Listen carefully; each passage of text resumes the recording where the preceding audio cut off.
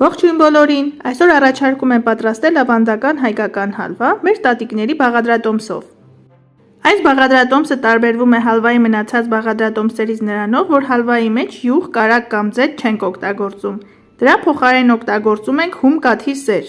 այսինքն տնական սերուցք։ Տնական սերուցքը շատ հաճախ անվանում են նաև տնական թթվասեր։ Որոշ շրջաններում տարածված են նաև ռեժան, ըրաժան անվանումները։ Տնական սերուցքը ստանում են հումկաթը զտելու արդյունքում։ Նոր պատրաստված տնական սերուցքը իր խտությամբ նման է խտացրած կաթի, այս առնարան դնելուց հետո պնդանում է, ինչպես ցույց է տրված տեսանյութում։ Տնական սերուցքը խնոցու մեջ հարելուց հետո ստանում են կարագ և խնոցու թան, որը շատ համեղ է, և այնուհետև կարագը հալելուց հետո ստանում են յուղ։ Դե պատկերացրեք, թե որքան յուղայնություն է պարունակում տնական սերուցքը։ Քանի որ տնական սերուցքը բարձր յուղայնություն ունի, այդ պատճառով հալվա պատրաստելու համար այլևս ուրիշ մթերք չենք ավելացնում։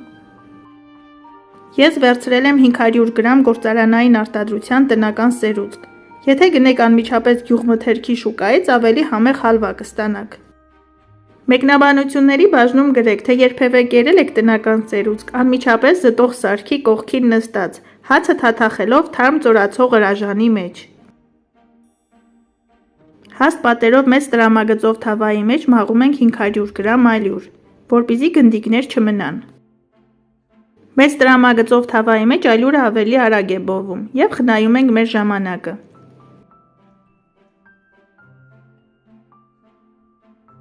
Ալյուրը մաղելուց հետո թավան դնում ենք մարմանդ կրակի վրա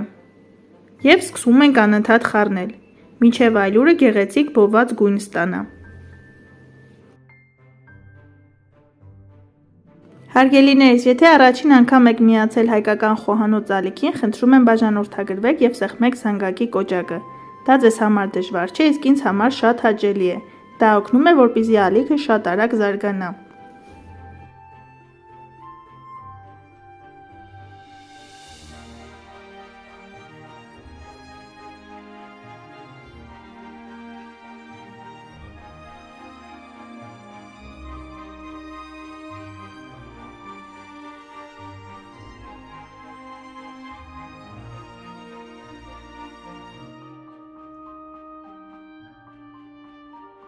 Ալյուրը բովելու ընթացքում գազօջախից հեռու մի գնացեք, քանի որ այն շատ հեշտությամբ կարելի է այրել։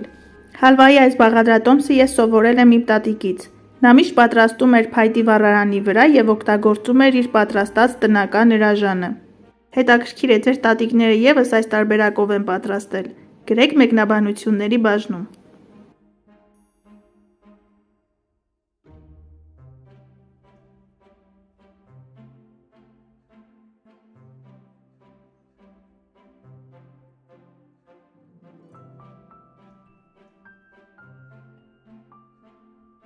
Ալյուրը արդեն սկսել է գեղեցիկ կարմրել։ Կբովեմ ևս 3 րոպե և կանջատեմ գազօջախը։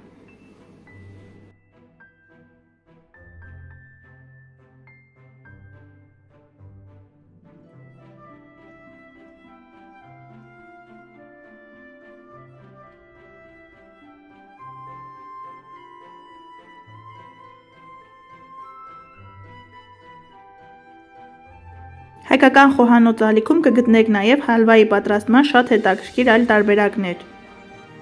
Բաղադրատոմսերի հղումները կթողնեմ նկարագրությունների բաժնում։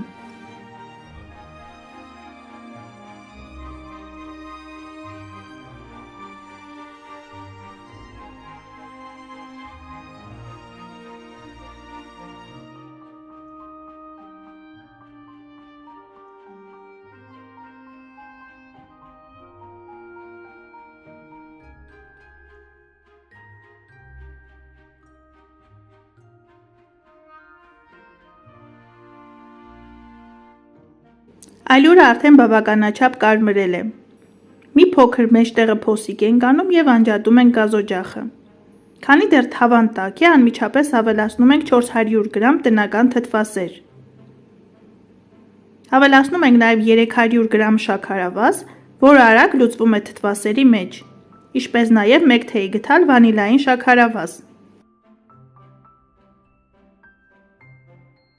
Թավայի ջերմությունից տնական սերուցքը արագ հալվում է։ Մնացած բաղադրիչները ավելացնելուց հետո արագ-արագ խառնում ենք։ Տեսեք, թե ինչ գեղեցիկ գույն ենք ստացել։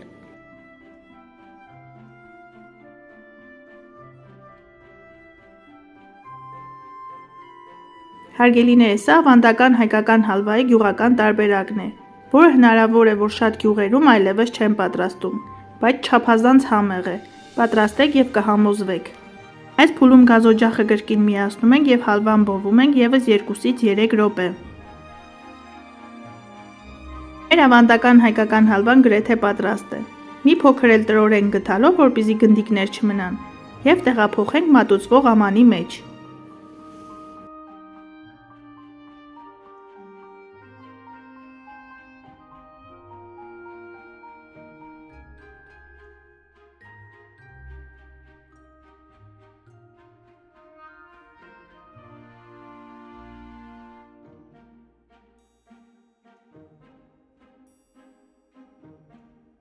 Քանի դեռ հալվան տաք է, գդալի օգնությամբ ձևավորում ենք և փախլավաձև կտրում ենք։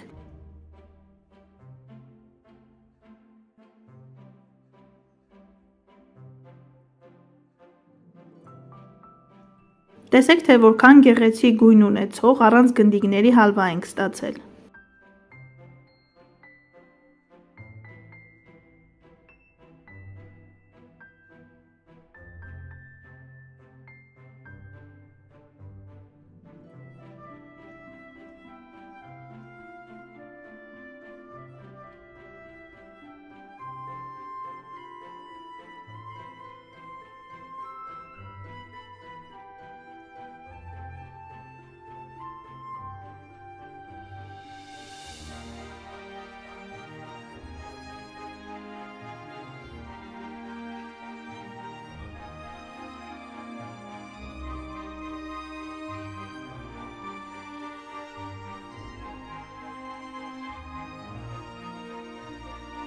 Դե ինչ, մեր ավանդական հայկական հալվան գյուղական տարբերակով արդեն պատրաստ է։ Այն շատ գեղեցիկ գույն ունի, շատ լավ պահպանում է իր ձևը և կտրելուց չի փշրվում։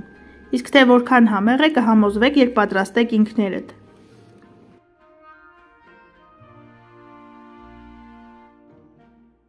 Այսօր էլ այսքանը։ Պատրաստեք սիրով, եղեք առողջ և օրհնված։ Ցտեսություն, կհանդիպենք հաջորդ տեսանյութերում։